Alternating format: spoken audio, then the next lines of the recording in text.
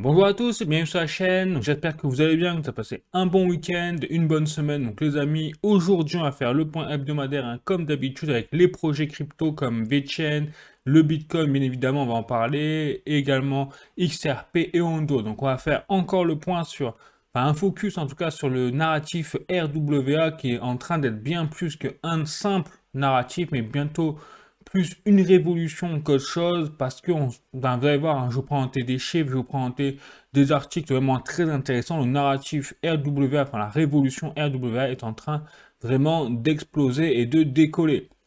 La fusée est en train de décoller et la révolution est en train de s'engager pour des décennies, voire plus, hein, jusqu'à ce qu'il y ait une technologie peut-être meilleure que la blockchain, peut-être couplée avec l'aspect quantique, enfin, à voir, ça c'est un autre débat encore, mais en tout cas aujourd'hui, force est de constater qu'il y a d'énormes mouvements hein, très positifs sur la révolution du RWA, donc on va en parler. On va parler donc, comme je dis, de VeChain, XRP, Ondo, le Bitcoin, on va parler de l'actualité crypto générale, ouais, des choses intéressantes, même marrantes à voir ou tristes, suivant la position dans laquelle on peut enfin, voir cette nouvelle, et puis l'actualité économique. Alors là, il vaut mieux, enfin, c'est triste, hein, clairement, je vous cache pas, parce que ça devient même inquiétant de voir les décisions politiques prises à l'échelle de l'Union européenne et de la France, hein, n'en parlons pas, sur certains sujets. Bref, donc on y va, hein, si vous êtes chaud, c'est parti, n'hésitez pas à soutenir la chaîne en vous abonnant ou en mettant un petit pouce vers le haut, ça fait toujours super plaisir, et puis sinon, bah, c'est parti.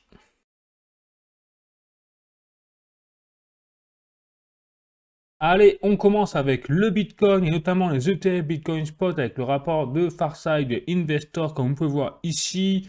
Donc là, on est toujours sur une moyenne de 40,1 milliards de dollars injectés sur les ETF Bitcoin Spot comme vous pouvez le voir, avec une semaine hein, qui a été plutôt sanglante sur les ETF Bitcoin Spot puisque on a, on va dire, à peu près entre 5 et 600 milliards de dollars qui ont été en fait sortis cette semaine des ETF Bitcoin Spot. Donc là, la tendance sur les institutionnels était cette semaine plutôt eh bien, à prendre des profits, hein, si on peut dire ça comme ça, sur les ETF Bitcoin Spot. Donc, est-ce que le bull run est annulé? Bon, allez, je vais regarder l'autre. Je vais vous répondre à cette question-là, même si je n'ai pas de boule de cristal. Hein. Bien évidemment, je vous rappelle, je ne suis pas un conseiller financier ni en investissement. Je suis un passionné crypto, hein, je suis là pour aller annoncer des nouvelles, partager mon opinion, mon analyse, mais en aucun cas je n'ai la science infuse ni la possibilité de lire l'avenir. Bon, une fois que c'est dit, on passe donc au rapport de Farside Investor, cette fois sur les ETF Ethereum Spot, et regardez, cette fois on a bizarrement, ah, comme on constate, on n'a pas de flux sortant, contrairement en fait aux ETF Bitcoin Spot. Donc là on est à 3,1 milliards de dollars injectés sur les ETF Ethereum Spot et on constate que les flux sont plutôt positifs en fait en moyenne cette semaine ou alors kiff kiff, c'est-à-dire en fait pas de sortie, pas d'entrée, voilà. Donc on constate que ça fait 2 semaines hein, quand même consécutives où on a bon, des flux en fait de capitaux qui sont plus attirés par les ETF Ethereum Spot que Bitcoin. Hein. Ça, on peut constater, et ça, c'est généralement le signe que les capitaux sont en train de faire une rotation, en train de sortir du Bitcoin pour aller dans les altcoins. C'est ce qu'on appelle la altcoin season. Est-ce qu'on est en altcoin season vraiment? Ben, j'ai envie de vous dire non, parce qu'une vraie altcoin saison, pour ceux qui ont vécu le dernier cycle de 2021 par exemple, c'était une montada, enfin, c'était la montagne, des courbes exponentielles presque, qui explosaient pour tous les altcoins avec des performances incroyables tous les jours sur les altcoins, pendant que le Bitcoin lui stagnait en termes de prix. Voilà, on n'est pas encore à ce stade-là, mais il y a des signaux quand même assez intéressants de voir déjà juste de la part des institutionnels, parce que là, c'est les ETF Ethereum ou Bitcoin Spot, je rappelle, hein, c'est plutôt le comportement, les mouvements faits par des institutionnels. Bref, allez, je continue cette fois, je vais passer aux articles, vous allez voir des choses intéressantes quand même, et qui confirment que, bon, on est très loin d'avoir terminé l'aspect de bull run, hein, à mon sens, je dis bien à mon avis.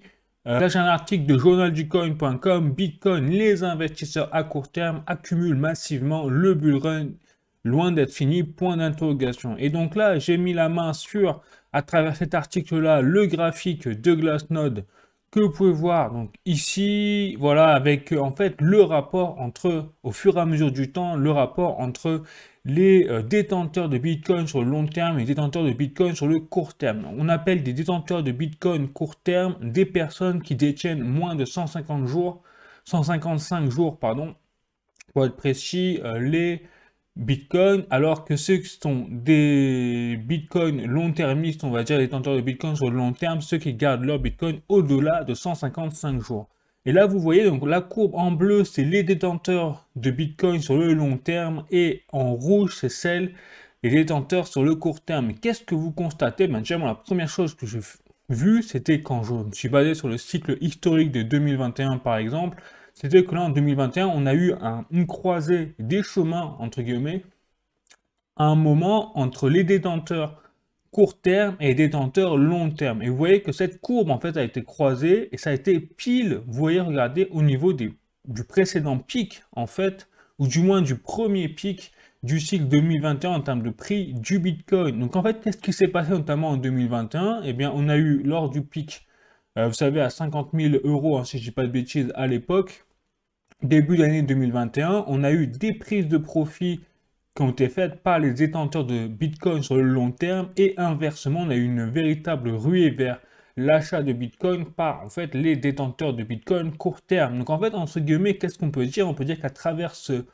mouvement en fait mental, hein, parce que là on a vraiment, c'est marrant, hein, mais quelque chose, une confrontation, si je puis dire, une superposition de deux pensées, en fait, de deux capacités mentales sur l'actif du Bitcoin. Et donc on voit en fait que sur les détenteurs long terme, et bien dès qu'il y a eu le pic, on a eu des prises de profit, mais parce qu'ils ont détendu ça, enfin ces détenteurs long terme ont détenu les Bitcoins vraiment pendant plusieurs années.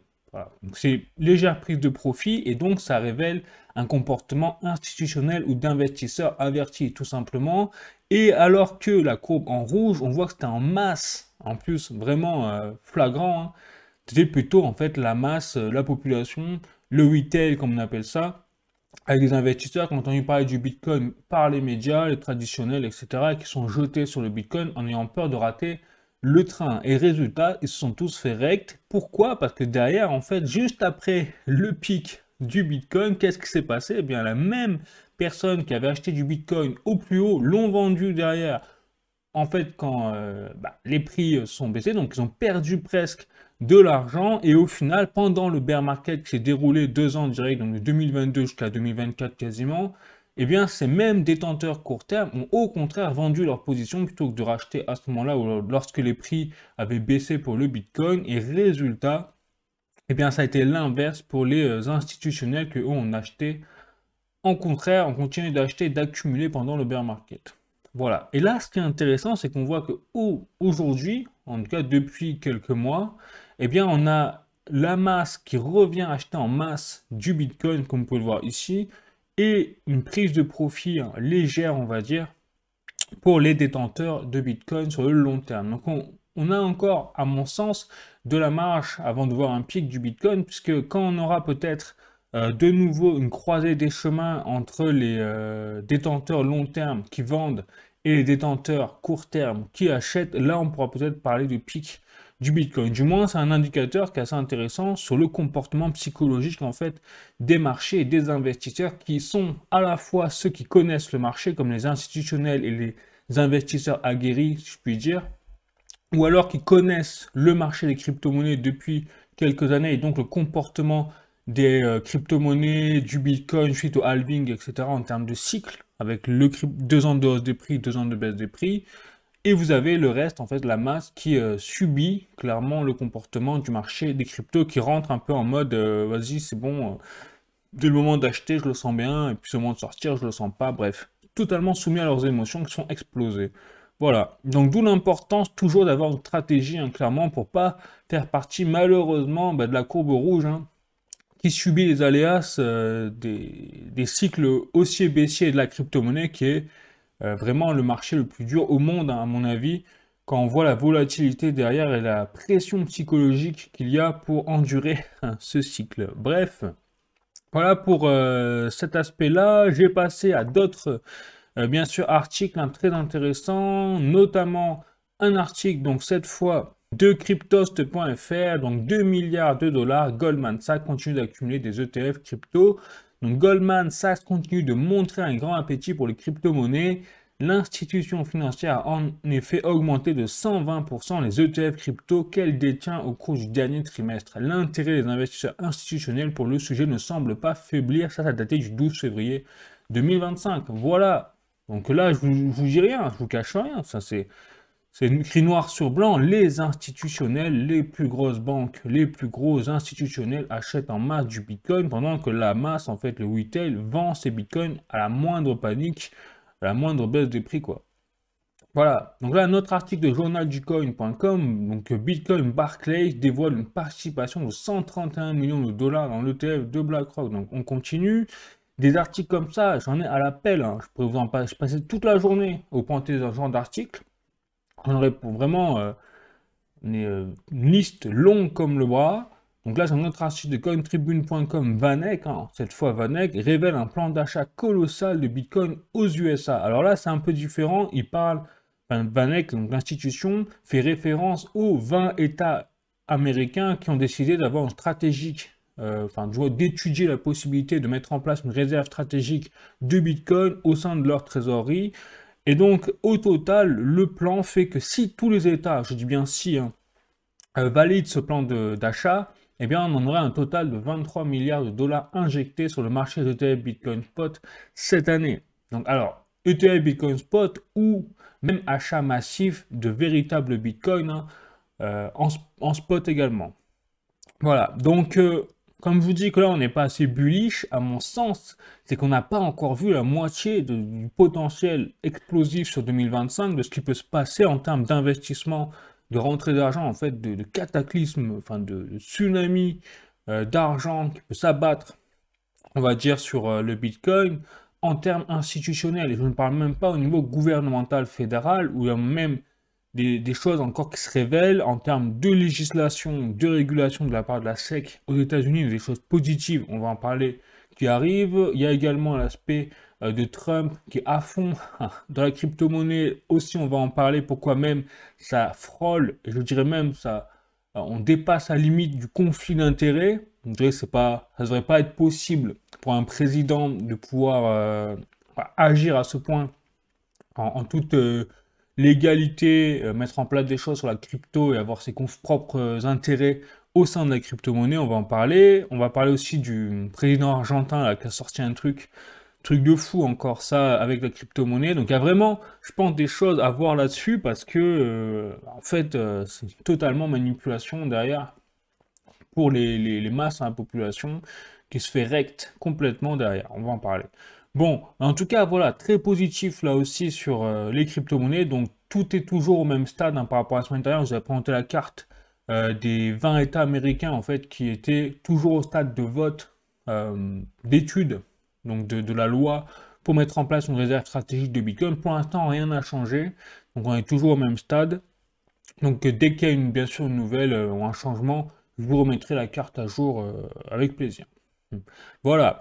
Allez, je continue. Donc cette fois, ça je fais ça pour la suite. Je vais passer donc à un petit tweet, hop, voilà, de Cointelegraph ici. Donc sur Twitter, les statistiques, donc le nombre de détenteurs aux États-Unis de Bitcoin ont surpassé le nombre d'Américains qui ont fait des prêts étudiants en 2025. Vous voyez un peu la démarche des Américains, c'est-à-dire que le Bitcoin est vraiment en train, dans la psychologie du marché américain, de remplacer l'or, en fait, quelque part, ou d'être en conjoint, enfin, je sais pas, ou mettre au même stade que l'or pour, en fait, protéger son épargne, tout simplement de l'inflation, même pour préparer peut-être sa retraite. Donc, il y a même la sénatrice, donc Cynthia Lummis, présidente désormais de la sous-comité de crypto aux États-Unis, qui a dévoilé qu'elle conseillait à qui veut l'entendre, en fait, que pour préparer sa retraite, il fallait désormais avoir du Bitcoin.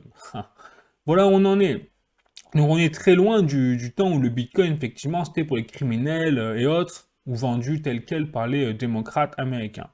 Bref, allez, je continue. Donc là, on est sur lever de chaîne désormais. On va passer au prochain projet. Et regardez, là, j'ai un tweet de Chain Broker qui fait référence, en fait, à l'activité de développement des projets, et notamment donc ce 14 février 2025, en fait, on a eu une étude faite sur tous les premiers projets qui ont la plus grosse activité de développement, et VChain est en troisième position. Regardez, avec 306% d'augmentation sur le développement de son activité. C'est une énormité, hein, donc clairement, et c'est pas étonnant en même temps. C'est pour ça que j'ai voulu, à travers ces chiffres, vraiment voir qu'est-ce qui se passe en termes de statistiques, de chiffres sur l'écosystème de VChain, mais pas que sur le nombre d'adresses, par exemple, qui arrivent régulièrement, là, qui montent régulièrement sur l'écosystème de VChain. J'ai voulu aller plus loin, voir les statistiques sur les nombres de holders de VChain, B3TR, des tas de choses. Donc je vais vous montrer tout ça, mais avant, je vais juste vous parler des dernières applications qui sont sorties sur la plateforme BBetterDAO. Vous voyez ici. Et donc, on a eu 4 en une semaine, hein, c'est pas mal. On a eu 4 nouvelles applications qui sont sorties. Donc, à partir de demain, vous pourrez voter pour ces applications-là. Pour derrière, eh bien, elles vont être, avec la liquidité qu'elles vont recevoir, normalement, on devrait pouvoir, en échange d'actions sur ces applications-là, recevoir des récompenses en B3TA. Bref, pourquoi pas. Donc, les applications, il y avait WeCycle, comme vous pouvez voir ici, qui récompense en fait les utilisateurs qui recyclent leurs bouteilles en plastique et qui le prouvent avec une photo. Donc, vous savez, dans des machines ou dans des bennes spécifiques. Vous avez BetterBag qui récompense donc les utilisateurs qui utilisent des vous savez, sacs, mais non en plastique, qui sont réutilisables, on va dire, à vie, entre guillemets.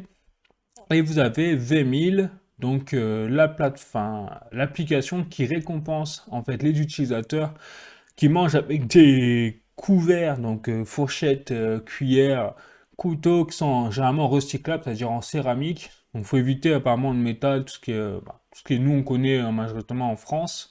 Mais il faudrait avoir des couteaux, des couverts en céramique. Et en échange d'une photo de vos couverts et de votre plat, vous recevez du B3TA. En fait, ça rappelle énormément Mugshot sur le principe, vous prenez votre café en photo, bref. Voilà. Vous avez le même délire, mais cette fois, c'est pour la nourriture. Et enfin, vous avez VTwiz, où là, alors j'ai pas totalement compris le principe, c'est la toute dernière application, donc j'ai pas revu le délire, mais je crois pas qu'il y ait vraiment des récompenses derrière. Là, c'est si vous donnez du B3TR, derrière, vous savez que ça impacte, en fait, ils vont planter des arbres. Voilà, donc après, peut-être que vous aurez, il y aura des récompenses en retour, mais pour l'instant, c'est ce que j'ai compris, c'est que vraiment, il n'y a pas de récompense de la part de l'application Betwiz. Pour les utilisateurs, il n'y a pas vraiment d'action à faire. C'est vraiment, vous donnez de l'argent et derrière, vous avez des arbres qui sont plantés, quoi. Bon, voilà. Mais je peux me tromper, hein, bien évidemment, c'est l'information que j'ai eue moi personnellement. Allez, donc cette fois, j'ai passé maintenant aux statistiques. Voilà, ce que je vous disais sur l'écosystème du VChain. Donc là, la statistique que je vous montre très régulièrement, chaque semaine quasiment, c'est celle-là. Donc le nombre d'adresses connues de portefeuilles, hein, qui est en train littéralement d'exploser là, depuis au moins 1 ou 2 mois, puisque nous sommes désormais à 5 379 000 adresses connues sur l'écosystème de VChain, en fait avec l'ouverture notamment d'un portefeuille V-World, hein, voilà, ou V5 pour les anciens portefeuilles. Et donc, il faut voir qu'on a quand même chaque jour, là, depuis une semaine, au moins 30 000, 35 000 portefeuilles ouverts chaque jour. Donc une moyenne là, ça fait 220 000 portefeuilles ouverts rien que cette semaine. Vous voyez, donc là, ça veut dire qu'en un mois, on est capable de faire péter le 1 million de nouvelles adresses. C'est qui est vraiment un record, hein, quand on voit l'historique un petit peu du nombre d'adresses qui évolue au sein de l'écosystème BTN. Vous voyez, en 2023, c'est-à-dire en janvier, en février 2023, nous étions encore à 2 millions d'adresses. Donc là, en l'espace de 2 ans, on a vraiment fait péter les scores, on a gagné plus de 3 millions d'adresses dans l'écosystème du VChain. Donc on voit qu'il y a quelque chose qui se passe, hein. L'écosystème s'emballe. Mais donc pour ça, je voulais aller plus loin, essayer d'avoir plus de chiffres. Et donc on voit notamment les contrats. Regardez, le nombre de contrats est littéralement en train d'exploser. Vous voyez, et là, ça c'est extrêmement récent. C'est-à-dire qu'il y a encore 6 mois, donc en juin 2024, nous étions à 24 000 contrats, enfin smart contracts, sur l'écosystème de VeChain. Aujourd'hui, nous avons fait, mais largement pété le score, nous sommes à 70 000. Hein. Donc là, on a fait un x3 quasiment en smart contract, c'est-à-dire en application quelque part. Parce qu'après, les contrats, voilà, c'est lié aux applications, aux possibilités de mettre en place des algorithmes, des choses techniques, on va dire, sur l'écosystème de VeChain. Donc, en fait, l'écosystème est vraiment en train de grossir, de s'étendre, et ça, on le voit vraiment avec les smart contracts. Donc là, en 6 mois, on a triplé, en fait, l'interaction quelque part, les possibilités technologiques mises en place sur l'application, enfin sur l'écosystème de VeChain. Ensuite, enfin je sais pas si je le dis bien, mais vous avez compris le principe quoi. C'est vraiment l'activité en train d'exploser. Ensuite, là je voulais voir, parce qu'on parle beaucoup des prix, donc de VeChain notamment, et on est en train de faire le parallèle avec notamment le VTHO et le B3TR. Voilà, pour ceux qui connaissent vraiment VeChain, voilà, vous allez comprendre. Et donc, je voulais voir un petit peu effectivement l'évolution du prix du VeChain, notamment par rapport aussi au nombre de détenteurs par rapport au temps. Et regardez, donc on a eu vraiment 3 paliers. On a eu les paliers de 2018 jusqu'à 2020-2021. On a eu le premier bull run du VeChain avec un premier ATH du VeChain, donc dans le cycle 2021, là, à 20 centimes entre guillemets d'euros à l'époque. Et donc là, vous voyez, on a eu un premier palier où ça a explosé en fait entre décembre 2020 et on va dire janvier 2022. Voilà. Et au milieu, donc vers juin, il me semble que c'était avril ou mai 2021, nous avons eu un premier pic des prix du VeChain. Ensuite, on a eu le bear market de 2022 jusqu'à aller 2023-2024. On va dire, je suis gentil. Et là, on a vraiment, ce qui est marrant, c'est qu'on voit vraiment qu'il y a eu même une chute du nombre de détenteurs près de VeChain durant cette période-là. Et enfin, depuis là 2023-2024, en fait, on a une littérale explosion en fait de détenteurs de VeChain. Et donc, regardez, donc au dernier pic du VeChain, regardez, en 2021, on avait quoi? On avait 423 000 détenteurs en fait dans leur portefeuille de VeChain.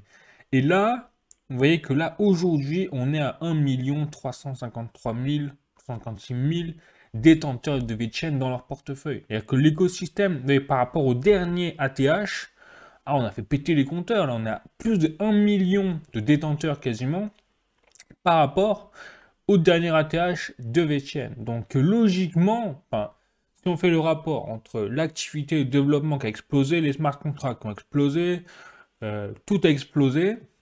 Donc logiquement, on devrait avoir un nouvel ATH dépasser ce bull run.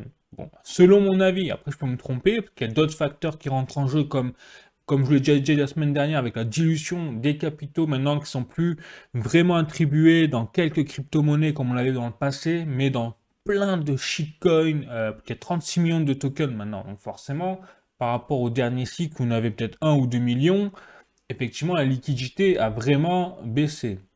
Mais je trouvais intéressant quand même de voir que là, le projet est littéralement en train d'exploser. Et là, maintenant, on passe au VTHO.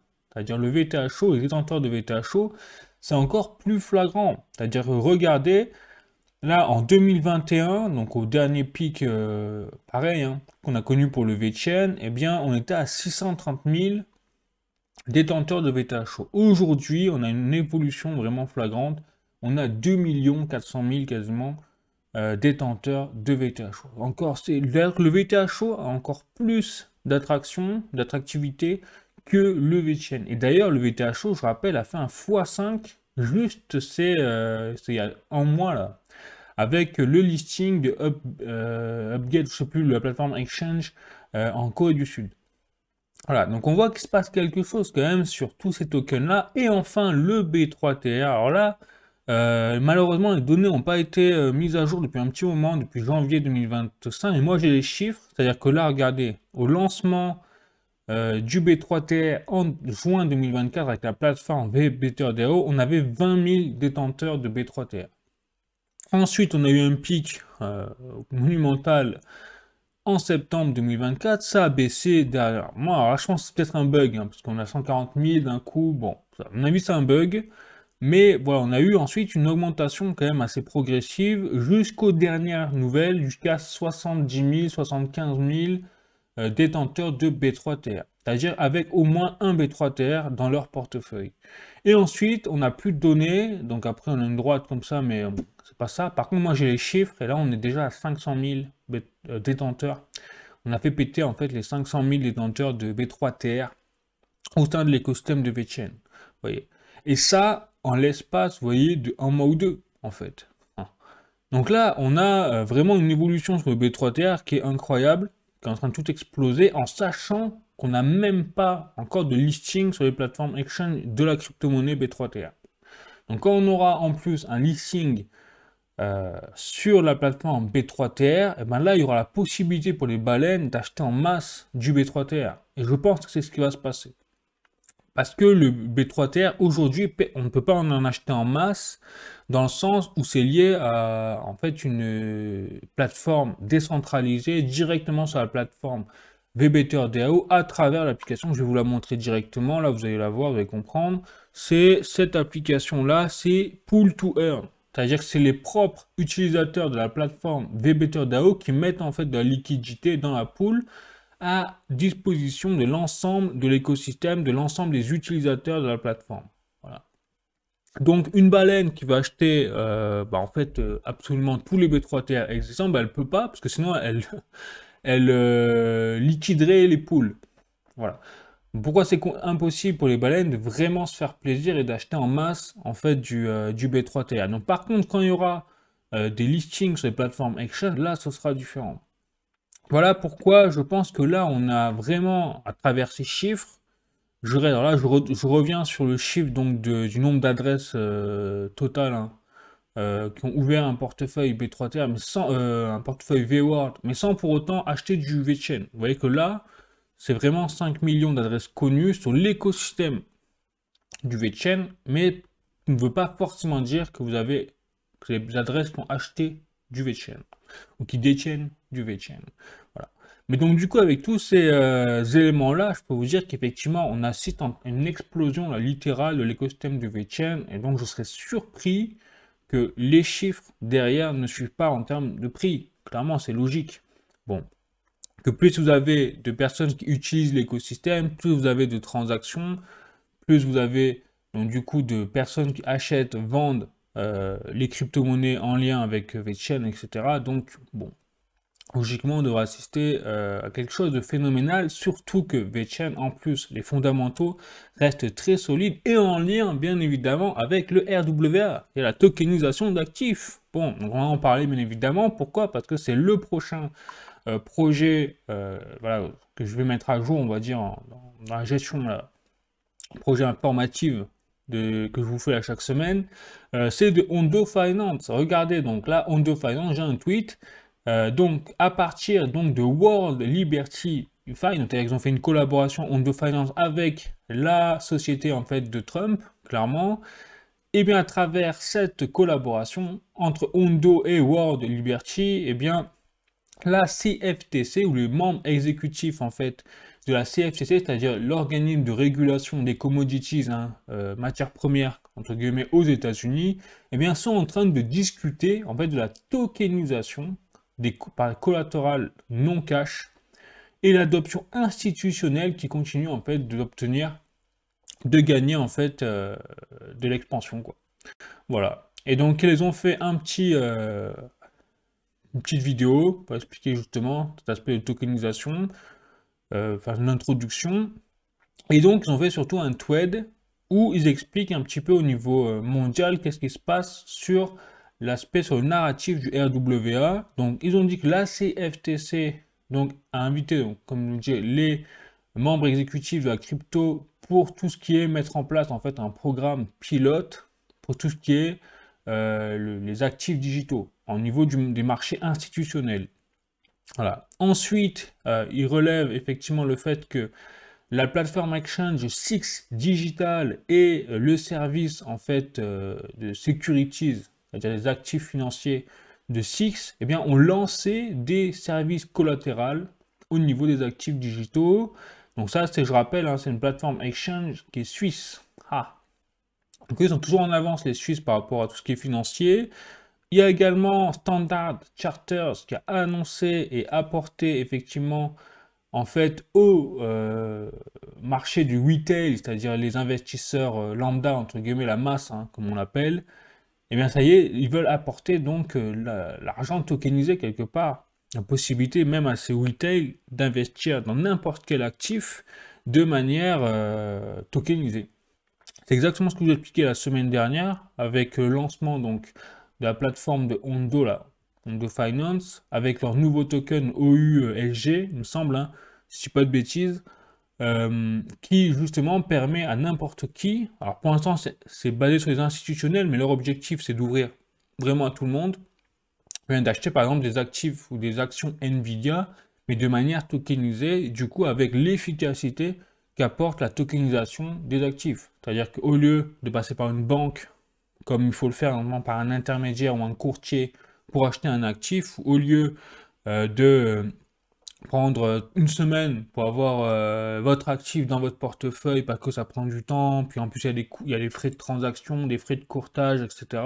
Et bien là, tout sera fait instantanément quasiment avec une efficacité redoutable, sans frais de transaction ou du moins amoindri, parce qu'il faut quand même qu'ils vivent, donc il y aura frais de transaction, je pense quand même, mais largement diminué par rapport aux frais bancaires ou aux frais de courtage traditionnels. Donc là, ils vont mettre la clé sous la porte à pas mal de courtiers, hein, je pense, dans tout ce qui est les actifs traditionnels, parce que ça attire trop de monde et c'est beaucoup trop efficace. Voilà. Donc, c'est pour ça qu'ils finissent hein, sur ce partenariat en fait entre Trump, c'est ça, hein, c'est Trump, ou la famille Trump, on va dire, directement, et Ondo, eh bien, en train de révolutionner quelque part tout le marché du RWA aux États-Unis. Mais même au niveau mondial, hein, on le voit bien, parce que du coup, ça lance un faux mot quasiment institutionnel au niveau mondial pour ceux qui sont intelligents. Parce que là, vous avez vu, on a parlé de la Suisse, hein, on a parlé avec SIX, notamment une des plus grosses institutions suisses. Mais on ne parle pas de l'Union Européenne. Hein. Là, on vous rassure, l'Union Européenne, on est champion pour faire vraiment n'importe quoi. On reste à la traîne ou pour réguler des choses qu'on n'a pas. Alors ça, ouais, vraiment, on est les champions du monde. Mais alors, pour créer vraiment des choses essentielles, ça, par contre, vraiment, il n'y a personne. Bref. Bon, donc voilà pour Ondo, là où on en est au niveau de l'état d'esprit, des choses, etc., des collaborations. Ensuite, il rappelle effectivement qu'à partir de RWAXYZ, c'est un compte qui est spécialisé dans le reporting quelque part de tout ce qui est la tokenisation d'actifs. Eh bien, il rapporte que effectivement le marché de la tokenisation du trésor quelque part, eh bien, excède maintenant les 3,6 milliards de dollars avec plus de 13 000 participants. Et donc ils rappellent hein, que Ondo eux-mêmes se jettent des fleurs, eh bien, est la solution principale hein, pour tout simplement plus de 10 000 holders, c'est-à-dire détenteurs de Ondo ou du marché RWA, et donc soit 80% du marché. Voilà. Donc ça, c'est 21 Shares qui a récemment en fait attribué le leadership à Ondo dans ce narratif-là. Donc ça veut dire que quelque part, les institutionnels ont déjà compris et ont déjà adoubé Ondo comme étant en fait le roi dans le secteur du RWA sur l'aspect de la finance traditionnelle, c'est-à-dire qu'on appelle la fintech. Hein. À ne pas confondre avec d'autres secteurs du RWA, parce que je pense que maintenant le RWA, on peut parler vraiment d'une macro catégorie qui est en train de voir naître au sein de cette macro catégorie des micro catégories comme donc le DBAN, le DPIN et plein d'autres sous-narratifs quelque part dont fait partie VeChain. Notamment VeChain n'est pas du tout dans l'aspect fintech avec des paiements transfrontaliers, etc. VeChain, eux, ils sont sur la supply chain, sur la tokenisation d'éléments physiques pour lutter contre la contrefaçon, mais ils ne sont pas dans la tokenisation, par exemple, de bons du trésor, ou etc. Voilà. Donc je pense qu'il y a vraiment, dans le secteur du RWA, là aussi des choses à voir, à différencier, mais le secteur en lui-même, de toute façon, est totalement explosif, puisqu'on est dans, en fait, l'économie 2.0. Voilà. Je pense qu'on peut vraiment parler d'économie. Là, on parle de Wall Street 2.0 avec Ondo, mais derrière, il y a vraiment l'économie 2.0 sur la blockchain, quoi. Bref. Allez, donc je continue toujours avec Ondo. Donc là, voilà un petit article pour la route de cryptost.fr. Donc Ondo et le projet crypto de Trump WLFI s'associent pour démocratiser les RWA. Donc World Liberty Financial, le projet crypto de la famille Trump, a révélé un partenariat avec Ondo, le géant de la tokenisation. Donc WLFI devrait intégrer les actifs et des RWA tokenisés de la future plateforme d'Ondo afin de démocratiser la DeFi et pour préserver le statut dollar américain. Voilà. Donc là, on est en train de faire un combo total pour les États-Unis, hein, bien évidemment, c'est-à-dire qu'ils sont en train de, à travers la révolution que représente le RWA, eh bien, renforcer leur hégémonie déjà sur la crypto-monnaie, on l'a compris, sur l'intelligence artificielle, sur les données numériques. Donc, ils sont en train vraiment de créer un hub technologique extrêmement puissant. Ça, je pense que tout le monde l'a compris. Et en plus de ça, ils vont servir de tout ça pour renforcer le dollar qui était vraiment en perdition totale là depuis quelques années, voire dizaines d'années. Donc là, il se passe quelque chose et on va voir même ça va être une course contre la montre maintenant pour les entreprises, enfin pour les États, hein, pour les gouvernements qui ont compris la puissance de la blockchain en fait, simplement. Donc nous, l'Union Européenne, je vous cache pas, je vous spoil rien, bon, on a la traîne, on le restera tant qu'on aura ces pantins, je sais pas comment les décrire sans être vulgaire, à la tête de nos États, des politiques vraiment incompétents au minimum. Mais voilà, on n'est pas sorti de l'auberge à cause de ça. Bon, mais en tout cas, vous voyez bien que là, avec Ondo, il se passe des choses sur la tokenisation d'actifs. Vraiment aveugle, il faudrait être aveugle pour ne pas le voir. Bon, maintenant, je passe au XRP et Ripple. Et là, voilà, là aussi, quand je vous dis que la tokenisation d'actifs est vraiment en train d'exploser en termes de narratif, même de révolution, c'est que même Ripple, vous voyez, donc ils ont dit un tweet, ils ont mis un tweet très parlant, hein. Donc, nous avons mis en place un nouveau look pour nos produits sur notre site internet et regardez, donc ils ont partagé en fait leur nouveau look. Donc ils sont en train de construire un nouveau chapitre en fait de leur vision qui continue en fait de conduire, hein, bien que mal, et ils disent que leur vision en fait c'est l'internet des valeurs. Voilà, ils appellent the Internet of Value et ils transforment donc la voie, faire en sorte qu'il y ait plus de valeur dans le monde. Voilà, donc ils transforment l'internet des valeurs pour apporter cette valeur au monde entier quelque part. Donc je vous présente voilà leur nouveau slogan quelque part, leur nouvelle publicité, qui est ouais, un peu stylé, hein, faut le reconnaître. Hein. Donc voilà, transformer la façon de la valeur avec, vous voyez, toutes les monnaies fiat. Donc là, on rentre dans quelque chose quand même de bien plus sérieux, on le voit bien. Il parle même pas de crypto-monnaie là. Il parle de tokenisation d'actifs, donc 7 trillions de dollars, comme vous pouvez voir, et il parle surtout de monnaie fiat. Donc vous avez vu, il y avait le dollar, il y avait le yuan chinois, renminbi quoi, chinois, il y avait plusieurs slogans de monnaie fiat, mais il n'y avait même pas marqué Bitcoin, XRP ou autre. Donc là, on est vraiment sur quelque chose où on a un pont désormais de plus en plus évident entre la crypto-monnaie, la blockchain et le monde traditionnel. Et en fait, le monde traditionnel de la finance va être transposé clairement, transformé à travers ce genre de projets comme Ripple et Ondo dans le monde en fait tel qu'on le connaît économique. Voilà. Et VeChain également, mais sur un autre plan. VeChain sera vraiment sur les industries, lutte contre la contrefaçon et d'autres choses avec notamment la durabilité et la plateforme VBetterDAO. Voilà. Donc je pense que déjà avec ces trois projets-là, vous êtes largement exposé en fait au narratif RWA, clairement. Donc bon, après on verra bien évidemment hein, comment ça tourne, mais là j'ai un tweet de Ripple, toujours, qui est très intéressant, c'est que voilà, là il parle clairement de la FinTech, et donc la FinTech représente une opportunité de 20 trillions de dollars dans son portefeuille. Ça, c'est 20 trillions de dollars. Je ne sais pas si vous imaginez. Donc là, on ne parle pas de 20 milliards de dollars, on parle de 20 trillions de dollars. Et effectivement, ils disent en numéro 1, pourquoi en gros on estime ces chiffres-là? Eh bien, c'est que 96% des institutions voient la crypto comme une clé pour attirer de nouveaux clients. 96%. Hein. Si vous vous rendez compte quand même du délire.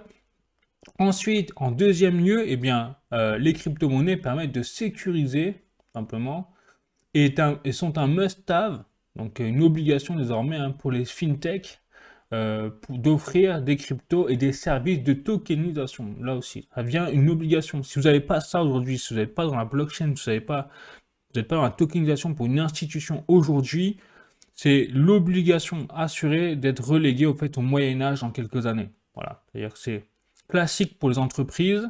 Quand il y a un concurrent qui se modernise, toutes les autres entreprises doivent aussi se moderniser sous peine de rester en fait à la traîne et de couler derrière. Comme ça que ça se passe. Ensuite, et en troisième lieu, la fintech, donc le secteur de la fintech, peut rencontrer à la fois la demande institutionnelle et la demande du retail. Voilà.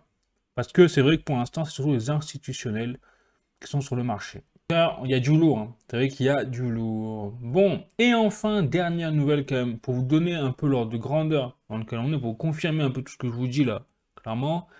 Autre tweet de Ripple, donc ça y est, ils ont planté leur drapeau au Portugal en tant qu'entreprise, un Ripple, puisque avec leur partenariat avec Unicambio, donc je rappelle, c'est leur premier client portugais, et bien, et c'est aussi Unicambio, je rappelle, le leader dans tout ce qui est le fournisseur de monnaie fiat dans le pays, au Portugal. La première plateforme exchange quelque part, et qui utilise également donc le service de Ripple Payments, et donc leur corporate customer et leurs clients institutionnels peuvent désormais en fait grâce à Ripple Payments eh bien bouger leurs fonds quasiment instantanément entre le Brésil et le Portugal.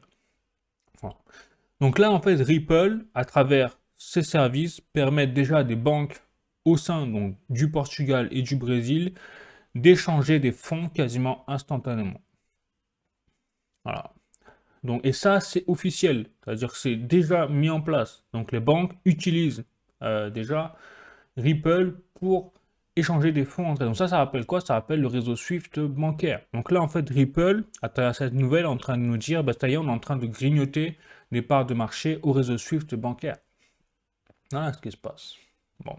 Donc XRP va exploser. Je vous dis, je ne suis pas conseiller financier, je n'ai pas de boule de cristal, mais quand je vois ce genre de nouvelles et que les banques, voilà, maintenant se jettent sur le XRP, sur ce genre de projet, bon, bah, pas besoin d'être une lumière hein, pour comprendre que s'ils grignotent des parts de marché du réseau Swift bancaire, ils vont continuer. Comme je vous dis, comme on est dans la phase du RWA, la tokenisation d'actifs, c'est beaucoup trop utile.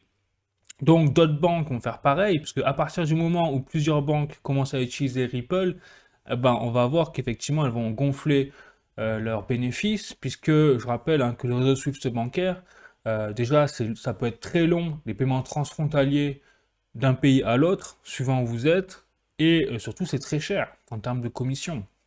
Alors que là, avec Ripple Payments, quand vous utilisez Ripple, c'est la transaction en quelques secondes, et surtout avec des frais de transaction qui sont extrêmement... enfin, vous bougez des milliards de dollars en quelques secondes avec des frais de transaction de 1 centime.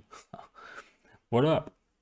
Donc, trop attractif pour les banques. Parce que même si, par exemple, imaginez 0,1% de frais de commission sur des montants de plusieurs milliards de dollars. Ah oui, ça représente quand même quelque chose. Plutôt énorme en termes de commission à la fin. Voilà. Bon, donc on y est, hein, on y est sur la révolution. La 2025, je pense vraiment ça va être une année énorme sur l'aspect du narratif RWA parce que c'est simplement la rampe de lancement. On est sur la rampe de lancement là. La fusée n'a pas totalement décollé ou alors elle a un peu décollé, mais les moteurs sont vraiment en mode échauffement quoi. C'est en train de planer là. Bref.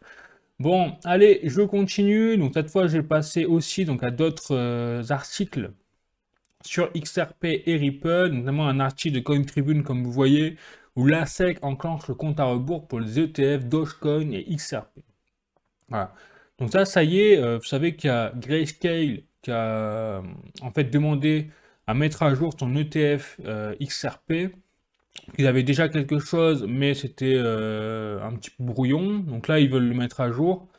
Je vous fais en vulgaire, hein, je vous vulgarise le terme. Et donc la SEC de Gary Gensler, qui avait toujours refusé d'étudier cette demande de Grayscale, et bien désormais a annoncé qu'elle regardait le dossier. Et donc, comme il y a toujours un délai, en fait, d'étude de la part de la SEC, donc à partir du moment où elle accepte d'étudier un dossier, eh bien, il y a un délai forcément enclenché. Voilà, voilà pourquoi l'article parle de, effectivement, enclenche le compte à rebours pour les ETF Dogecoin et XRP. C'est pour cette raison-là. Alors, je n'ai pas les délais exacts, mais bon, c'est en cours. Donc, en tout cas, au cours de l'année 2025, on devrait avoir une nouvelle sur au moins un ETF sur XRP. Pourquoi pas? Oui ou non? On devrait avoir la réponse. Mais ça commence, quoi. C'est-à-dire que là, on voit qu'il y a des évolutions positives, surtout que, je rappelle, hein, l'ensemble de la classe politique américaine désormais en partant du président, c'est-à-dire Trump, je ne parle même pas d'Elon Musk, et derrière de tous les dirigeants, ce soit, là ils ont mis Kennedy, donc Kennedy Junior, donc à la tête du pôle médical, on va dire ministre de la Santé. Enfin, c'est pas vraiment ministre de la Santé, mais c'est quasiment l'équivalent aux États-Unis. Donc ça y est, il a été confirmé. Il y a Tulsi Gabbard, un dirigeant de la CIA ou du renseignement. Pareil, donc tous ces gens-là sont tous pro-crypto. Et je ne parle même pas après des députés et des sénateurs qui sont tous en majorité républicains, parce que je rappelle que Trump a eu la majorité partout. Ouais, c'est un race de marée. Donc tout ça est pro-crypto. Donc là, c'est qu'une question, c'est même un compte à rebours, je dirais, avant qu'on ait des ETF. Alors, si c'est pas XRP, ce sera d'autres crypto-monnaies. Vous aurez Solana, mais je serais très surpris qu'il y ait des refus de la SEC désormais de créer des ETF sur XRP. Surtout que c'est des monnaies en plus qui sont américaines de base. Et donc, Trump là est en train de discuter, de parler, justement de le mettre dans son portefeuille d'actifs américains, sa réserve stratégique américaine d'actifs digitaux. Donc, il ne parle plus de Bitcoin uniquement, mais il parle de crypto-monnaie made in USA en fait. C'est-à-dire créée aux États-Unis, créée par des Américains. Et XRP rentre dans cette catégorie-là. Bon, donc les planètes, bon, je dirais, sont vraiment plus qu'alignées désormais pour qu'on ait des bonnes nouvelles hein, au niveau institutionnel, au niveau des ETF sur le XRP. Et je ne parle même pas du procès, vous voyez que plus personne ne parle du procès entre la SEC et Ripple désormais. C'est presque, je vous dis, c'est devenu presque caduque le truc, l'affaire est devenue presque oubliée au Moyen-Âge. Ils n'ont juste pas fermé la chose, alors peut-être serait trop flagrant ou il y a peut-être des protocoles à mettre en place, etc. Mais personne ne parle de ça, en fait. Bon, donc à voir. À voir, après on peut avoir des surprises, bien évidemment, mais je serais vraiment surpris pour le coup, justement, que la SEC condamne Ripple ou autre, vu le contexte actuel et vu les personnes qui dirigent maintenant le pôle crypto aux États-Unis. Bon, allez, maintenant je vais passer aux actualités crypto plus générales. Donc, les amis, là j'ai un article de cryptost.fr. Jerome Powell confirme que la Fed empêchera la création d'un dollar numérique tant qu'il la préside. Donc là, on voit qu'on est totalement dans la même lignée que Trump qui voulait justement interdire donc les CBDC liés au dollar aux États-Unis parce que c'est en fait le début de la dictature. Clairement, parce que si vous mettez en place une CBDC, et bien derrière, c'est comme en Chine, hein. C'est-à-dire qu'en Chine, vu que le yuan numérique permet de tracer absolument toutes les dépenses des citoyens et même de fermer des comptes bancaires des Chinois qui ne sont pas en accord avec le parti politique. C'est pour cela que Trump a interdit les CBDC et donc Jerome Powell, hein, le président de la Fed, gouverneur de la Fed, bien évidemment s'aligne sur Trump. Mais surtout, ce qui est intéressant, c'est de voir que là, on est aussi, comme je vous le disais, sur une narratif RWA qui permet de renforcer le dollar, comme je vous l'ai dit avec Hondo notamment précédemment. Eh bien, on voit bien qu'il y a, en fait, les Américains ont choisi, effectivement, ça va être de renforcer leur dollar maintenant par une autre façon. Alors qu'avant, ils voulaient vraiment créer leur CBDC, les démocrates voulaient renforcer le dollar en remplaçant quelque part le dollar par une monnaie numérique du dollar. Voilà. Donc ça c'est fini. Donc là, on voit bien qu'il se passe quelque chose à ce niveau-là, même en termes de narratif économique ou de monnaie fiat, entre démocrates, républicains, etc. Bon, donc information intéressante quand même, bien plus qu'elle en a l'air, vu comme ça. Ensuite, j'ai passé donc au prochain article, hop. Donc, Bitcoin Academy, macro-stratégie de World Liberty Financial, un fonds crypto soutenu par la famille Trump. Donc, World Liberty Financial, un protocole DeFi soutenu par la famille Trump, lance officiellement une réserve de tokens appelée MacroStrategy. Donc, dans MacroStrategy, devinez qu'est-ce qu'il y a? Il y a le Hondo, il y a également ETH, donc Ethereum, et il y a également d'autres crypto-monnaies que je ne connais même pas. En plus, il y a Move, choses comme ça. Mais en tout cas, ce qui est intéressant, c'est de voir, quand je vous parlais de conflit d'intérêts, bah, là, c'est plus que flagrant. C'est-à-dire que là, la famille Trump donc, a créé une entreprise, donc la World Liberty Financial, qui est un fonds crypto en lien donc, avec une autre entreprise que je vais prendre en collaboration avec Hondo. Ils ont du Hondo dans leur portefeuille, donc forcément, qu'est-ce qu'ils vont faire? Eh bien, ils vont promouvoir le Hondo, ils vont aider Hondo. Bref, enfin, pas dans les sorciers. Donc là, il y a un conflit d'intérêts évident, pour le meilleur et pour le pire, hein. Je vous cache pas, je vous dis pas que c'est forcément une bonne chose, mais en tout cas, on voit que le narratif crypto est totalement sur les rails, hein, aux États-Unis et va être poussé au maximum par la famille Trump, Donald Trump et donc les classes dirigeantes politiques et institutionnelles aux États-Unis. Donc là, c'est vraiment tous les indicateurs sont vraiment dans le vert à fond, vert cramoisi pour la crypto-monnaie aux États-Unis. C'est qu'une question de temps avant que tout explose, hein. Je ne vous cache pas. Soit au niveau utilisation, au niveau institutionnel, au niveau FOMO gouvernemental. Vous verrez, hein, je pense qu'on aura des bonnes nouvelles là-dessus aussi. Voilà. Donc, pour ça, je vous dis vraiment, faites vos propres recherches sur tout ce qui est le narratif RWA, mais bon, c'est pas compliqué. C'est-à-dire le Hondo a vraiment un bon avenir devant lui. Il a été lancé très récemment, donc l'année dernière, si je dis pas de bêtises, où il a été mis en lumière qu'à partir de l'année dernière. Et il est destiné à réduire tout rétamer son passage en narratif RWA, sauf si un concurrent fait mieux. Voilà. Donc, pour ça à voir, mais il a déjà tous les partenariats absolus, c'est-à-dire qu'il a des partenariats avec tous les plus gros gestionnaires d'actifs, Hondo, ils ont des partenariats avec notamment XRP, bon, ils ont un partenariat avec Trump. Ah, bon voilà, je veux dire, plutôt que de miser sur les shitcoins là, qui vous règlent, et bon voilà pourquoi je vous dis ça, c'est parce que derrière, hop, voilà, j'ai un autre article de Cointelegraph. Donc France, les actifs réels tokenisés gagnent du terrain face à la volatilité du marché crypto. Donc le RWA on-chain gagne du terrain à mesure que le cours du Bitcoin s'effondre. Les observateurs du marché prévoient que leur TVL pourrait atteindre 50 milliards de dollars en 2025 en raison de l'augmentation de la demande. Donc en fait, ce qui est en train de se passer là, c'est qu'effectivement, le narratif RWA est en train d'exploser. Voilà. Et donc, pire que ça, c'est-à-dire que là, il faut savoir une chose, c'est que le narratif, donc RWA, actuellement est estimé à 16 milliards de dollars, 17 milliards de dollars. Et donc, une partie, en fait, du marché, on va dire que le marché total, aujourd'hui, de l'économie qui circule en termes de liquidité, d'actifs, est estimé à 450 trillions de dollars. C'est-à-dire, c'est 450, et puis après, c'est pas milliards, c'est trillions de dollars. C'est-à-dire qu'il y a 9 zéros derrière. Donc c'est 450, et puis après, vous mettez 9 zéros. Hein. Voilà, donc, ou 450, même 12 zéros, trillions de dollars. Donc c'est 12 zéros. Excusez-moi, c'est pas 9 zéros, c'est 12 zéros. C'est-à-dire que le cerveau humain, il n'est même pas capable de compter les zéros derrière, enfin, d'imaginer comme ça mentalement les zéros. Donc c'est 450 et 12 zéros derrière. Trillions de dollars. Ça, c'est le marché total d'actifs au niveau mondial.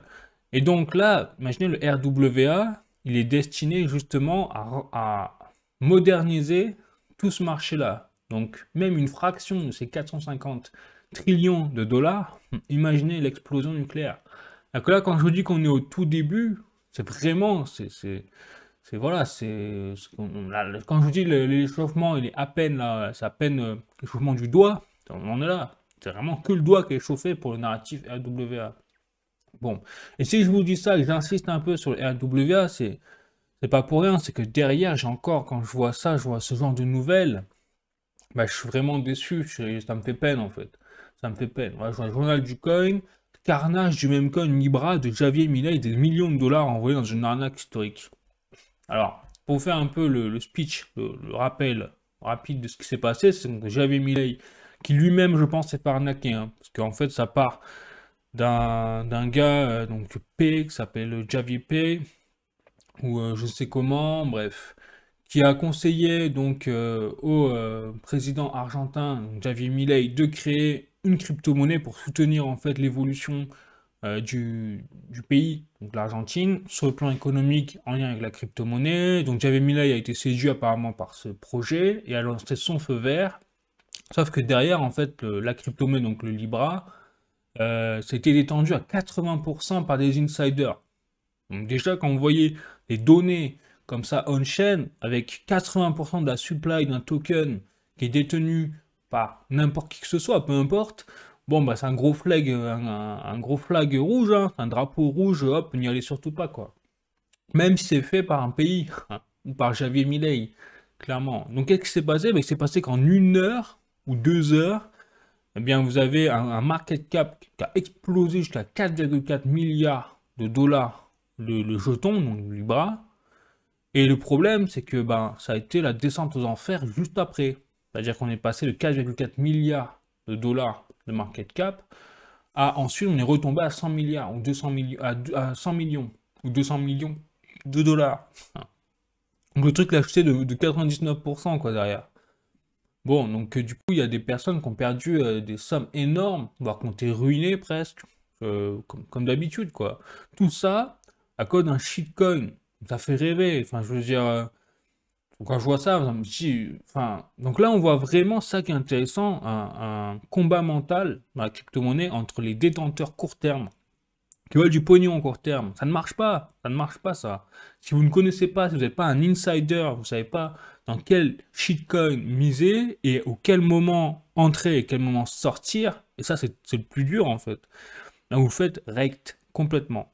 Donc, alors que c'est plus simple, au final, de faire comme le détenteur long terme, d'être patient, vous achetez donc sur le long terme, vous vendez sur le long terme, pourquoi pas en manière intercycle. Donc après, vous pouvez faire peut-être soit en début de cycle, vous investissez pendant le bear market et vous sortez pendant le bull run, même si c'est pas le pic du bull run, vous prenez des profits. Bref, et là vous êtes en positif. Ou alors vous visez intercycle avec, ben voilà, vous avez misé au précédent cycle, vous avez fait l'erreur comme moi j'ai fait, j'ai rien vendu, du coup je me suis fait défoncer derrière en termes de prix, mais j'ai rien vendu. Donc, bah voilà, je profite de ce cycle-là. Voilà, et donc les stratégies, en fait, c'est le plus important.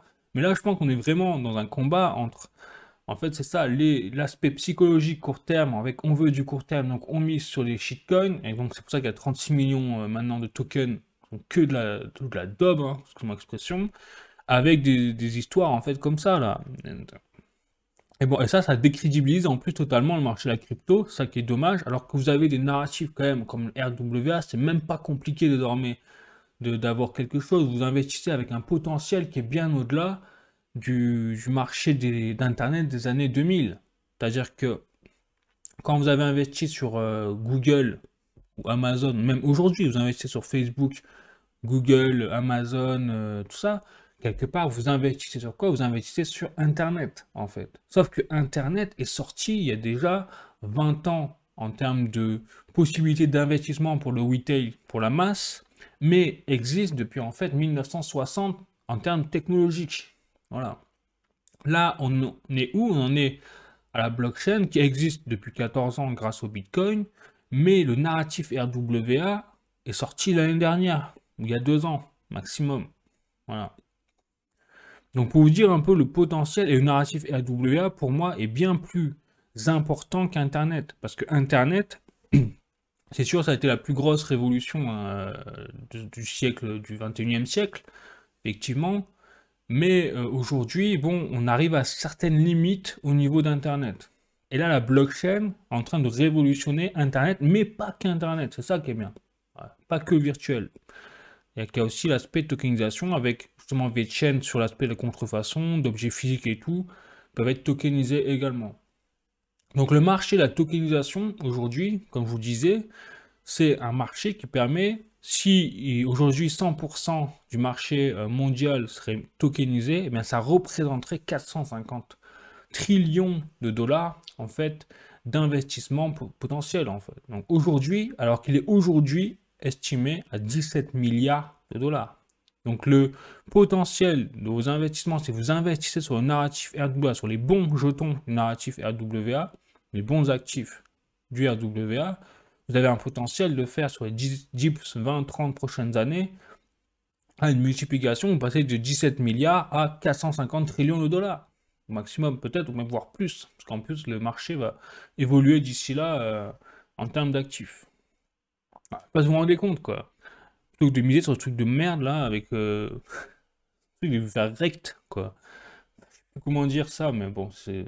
Voilà, donc ça c'est marrant quoi, de voir En fait, bon, ça montre aussi la mentalité sur les gens qui deviennent riches et sur les gens qui restent pauvres en fait. Parce que si vous voulez tout court terme, bah en fait, finissez par perdre. Parce qu'imaginez, vous gagnez de l'argent sur le Libra, mais après derrière, vous restez dans une mentalité où vous misez sur des shitcoins avec 9 chances sur 10 à chaque fois de vous faire rect. Donc les gens, et c'est déjà arrivé, hein, qui ont gagné de l'argent sur un shitcoin, après derrière, on réinvestit cet argent-là dans d'autres shitcoins pour le perdre derrière. Voilà. Donc la stratégie, vraiment, c'est le plus important à mon sens, hein, je vous rappelle. Voilà. Allez, je continue. Donc cette fois, j'ai passé aux actualités hein, économiques. Donc vous voyez, hop, dette publique, la Cour des comptes met en garde contre des dépenses en roue libre. Donc là, on repasse sur l'Union européenne, la France, malheureusement, c'est pas des bonnes nouvelles. Le budget tout juste adopté, la Cour des comptes a mis en garde sur la trajectoire de réduction du déficit public. Elle va être respectée sous peine de voir la France durablement décrocher des autres pays européens. C'est dommage, c'est déjà fait, on a déjà décroché, mais bon, on reste gentil. Donc, c'est-à-dire que pendant qu'on nous met des taxes, pendant qu'on nous balance des impôts en plus et tout de stratégies diverses, et même si ça relève du génie, tellement ils arrivent à trouver des trucs qui sortent d'un autre monde pour nous taxer, et bien de l'autre côté, le gouvernement et autres, ils augmentent leurs dépenses. Voilà. Ah, c'est marrant. Et ça, c'est d'autant plus contrastant quand même et dommage que de l'autre côté, outre-Atlantique, que font les Américains et même l'Argentine? Eh bien, eux, ils coupent directement, vous voyez, dans les dépenses. Une gigantesque purge, les fonctionnaires américains face à la vengeance de Donald Trump. Voilà, ça, c'est la façon dont le Nouvel Obs annonce la nouvelle. C'est que c'était une vengeance, en fait. Non, c'est pas vraiment une vengeance. C'est juste qu'ils sont en train de faire réduire les dépenses. Parce que l'objectif des États-Unis maintenant, c'est de ne pas aller en banqueroute, en fait. Clairement, ce qu'a dit Trump, c'est que s'il continue comme ça, l'Amérique fera faillite tôt ou tard. Voilà, donc, pour éviter la faillite, ils font des coupes sombres dans les budgets. C'est que nous, on devrait quand même peut-être anticiper ou prendre comme exemple. Malheureusement, on n'est pas comme ça. Nous, on aime faire l'inverse. Bon, ensuite, la tribune.fr, Trump promet d'imposer des droits de douane réciproques l'Union européenne dans le viseur. Bon, donc comme vous le constatez, bon, voilà, c'est pas des bonnes nouvelles hein, pour l'Union européenne, pas des bonnes nouvelles pour la France. Donc déjà que interne, au niveau de la politique, au niveau économique, en interne, en France, on est vraiment très mal. On le voit avec les budgets publics, on le voit avec les dépenses publiques, on le voit avec la fermeture des entreprises, des usines, enfin bref, les chiffres sont vraiment pas bons. Donc en interne, bah, en plus au niveau externe, là, les États-Unis vont nous imposer des droits de douane. Donc on n'a pas encore les chiffres exacts, mais ça promet de faire mal. Voilà. Ensuite, au niveau politique, géopolitique, là c'est marrant, on voit que ça bouge beaucoup. Pourquoi? Là j'ai un article de Les Échos, cela ne se fait pas entre amis et alliés. La France et l'Allemagne ne digèrent pas le discours choc de J.D. Vance. Donc J.D. Vance c'est le vice-président américain. J'ai son discours, hein. J'ai son discours qui est juste là. Hop, je vous le passe, comme ça on va rigoler un peu. Donc vous voyez là je suis sur Comité Trump France. Donc Vous avez manqué le remontage de bretelles du siècle, on vous le remet. Donc J.D. Vance, vice-président des États-Unis à Munich, voilà. Et donc là, je vous passe avec les sous-titres en français, c'est mieux. L'Europe n'est pas la Russie, voilà, donc je vous laisse lire, hein. Donc, en grand, tac.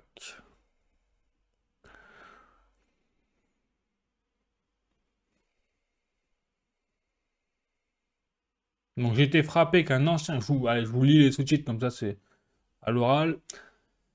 Donc que le gouvernement roumain venait d'annuler une élection entière, il a averti que si les choses ne se passent pas comme prévu, la même chose pourrait se produire en Allemagne aussi.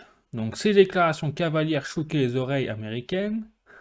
Pendant des années, on nous a dit que tout ce que nous finançons et le soutien est au nom de nos valeurs démocratiques partagées, toute notre politique ukrainienne au numérique. Donc la censure est présentée comme une défense de la démocratie. Mais quand nous voyons les tribunaux européens annuler les élections et des hauts responsables menaçant d'annuler les autres, nous devons nous demander si nous nous tenons à une norme appropriée. Et je me dis, parce que je suis fondamentalement, croyez que nous sommes dans la même équipe, nous devons faire plus que parler des valeurs démocratiques. Nous devons les vivre, en fait. Donc maintenant, dans la mémoire vivante de beaucoup d'entre vous dans cette pièce, la guerre froide a positionné les défenseurs de la démocratie contre beaucoup plus de forces tyranniques sur ce continent.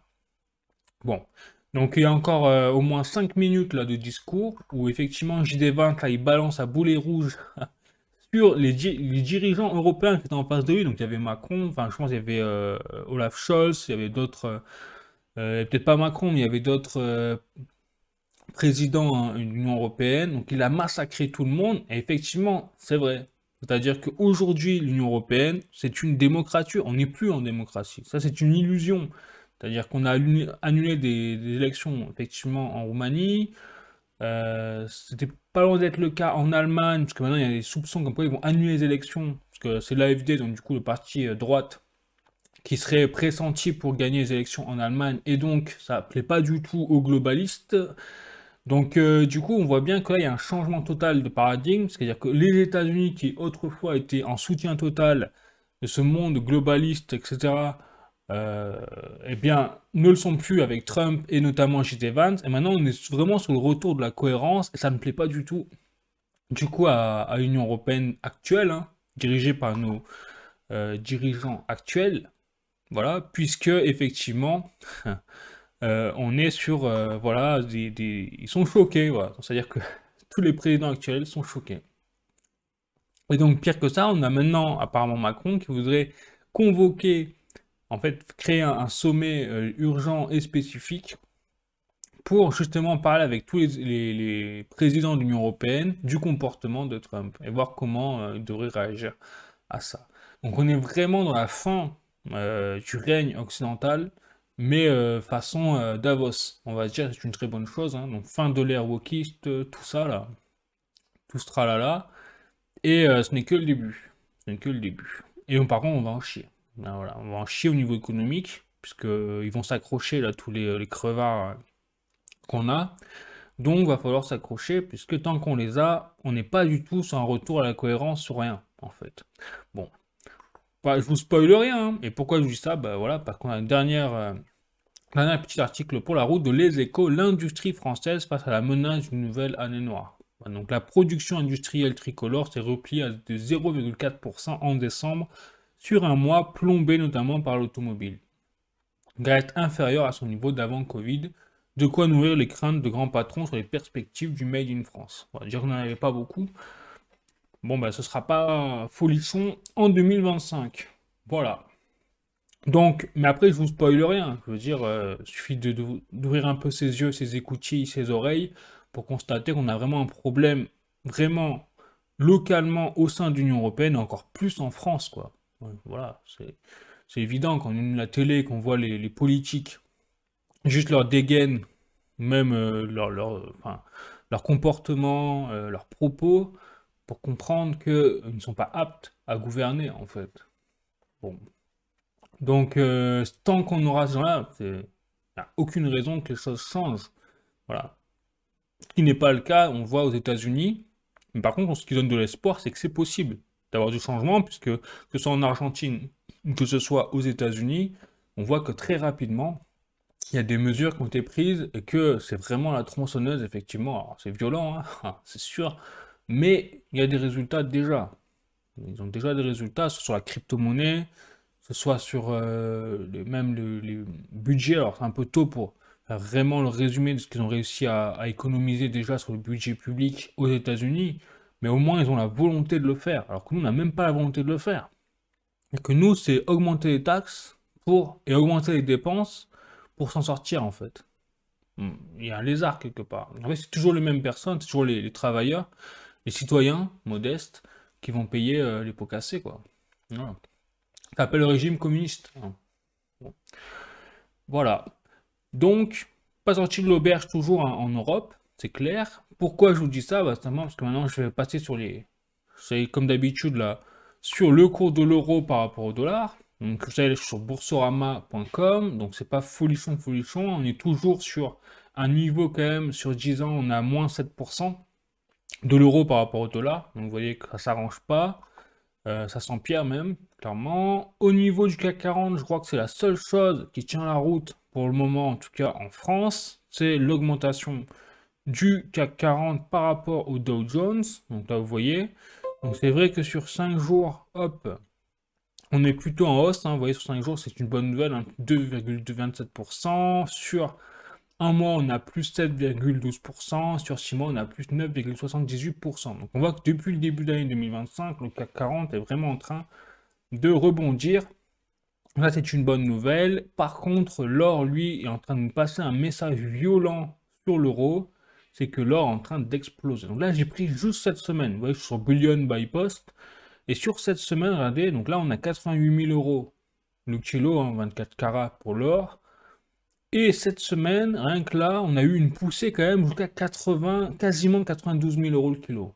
Du jamais vu, hein, dans l'histoire de l'or, hein, clairement. Donc là, l'or, alors ça a rebaissé derrière.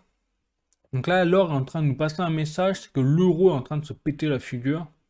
Et que la zone européenne, en fait, comme c'est, je rappelle, hein, c'est le kilo d'or par rapport à la monnaie fiat euro. Donc ça implique que il y a une grosse demande d'or et que derrière, eh bien, la valeur, la monnaie fiat de l'euro est en train de chuter. Parce que je rappelle que l'or, en tant que valeur intrinsèque, ne bouge pas. C'est-à-dire que, je rappelle, en 1980, pour acheter une maison, il fallait 268 onces d'or.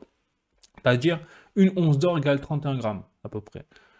Aujourd'hui, il faut toujours, pour la même maison, acheter 268 onces d'or. Par contre, si on fait la conversion en euros ou en dollars, bah, il fallait 50 000 dollars à l'époque, en 1980, pour acheter une maison. Aujourd'hui, il en faut 500 000 pour la même maison. On constate que l'or, en fait, en tant que valeur intrinsèque, ne change pas. Donc quand on voit que l'or, enfin la valeur de l'or, entre guillemets, monte comme ça par rapport à l'euro, bah en fait, c'est pas lui qui monte par rapport à l'euro. C'est la valeur de l'euro qui chute par rapport à l'or, en fait. Voilà. C'est ça que ça veut dire. Et en plus, c'est la même chose, vous voyez, tout converge vers une chute de l'euro, puisque vous avez vu, l'euro chute par rapport au dollar. Enfin bref, et c'est pas sorcier. Il y a comme l'Union Européenne et l'Europe en train de se diriger vers une crise majeure économique, bah forcément, vu qu'on est dirigé par des clowns, bah, euh, ça, je veux dire, tout le monde peut le voir, hein. Et les étrangers le voient encore plus que nous. Et les Américains encore plus maintenant qu'ils ont Trump et J.D. Vance à la tête de l'État, de leur État. Bref. Donc, on n'est pas sorti de l'auberge. Voilà. Alors après, la question qu'on peut se poser, c'est moi ce que je vois venir. Je vous dis, avec mon humble avis, hein, je peux me tromper. Ce que je vois venir pour l'or, c'est qu'il peut chuter, il peut corriger également au niveau mondial par rapport aux autres monnaies fiat comme le dollar, le suisse, etc. Parce qu'il il a bien explosé et puis on va avoir la paix enfin entre l'Ukraine et la Russie qui va être signée, parce qu'on voit que Trump et Poutine commencent à se parler. Donc ça va rassurer les marchés et donc les investisseurs vont sûrement vendre de l'or à ce moment-là, parce que quand les marchés sont rassurés, eh bien on a tendance à vendre son or. Ah, et inversement, quand les temps sont durs, on achète de l'or. Toujours été comme ça. Par contre, que je vois, parce que comme l'Union européenne, on va continuer à voir l'euro chuter, eh bien, on va avoir peut-être une valeur de l'or par rapport à l'euro qui peut augmenter. Ouais, ça je vois venir. Donc après, à voir, hein, on verra bien, mais je pense que on n'a pas fini de voir, en tout cas en Europe, le cours de l'or par rapport à l'euro monter à cause de ça. Tant qu'on a une situation instable au niveau géopolitique. Bon. Voilà, bah écoutez, ce sera tout pour aujourd'hui. J'espère que vous avez appris des choses, vous avez aimé la vidéo. N'hésitez pas à mettre un like, à vous abonner, soutenir par les commentaires donc la chaîne. Et sinon, bah, si vous avez des remarques aussi à faire, n'hésitez pas, hein, là pour en parler. Et puis sinon, bah, je vous souhaite une très belle journée, une très belle semaine. Et puis je vous dis à la semaine prochaine pour une nouvelle actualité crypto. La bise, ciao.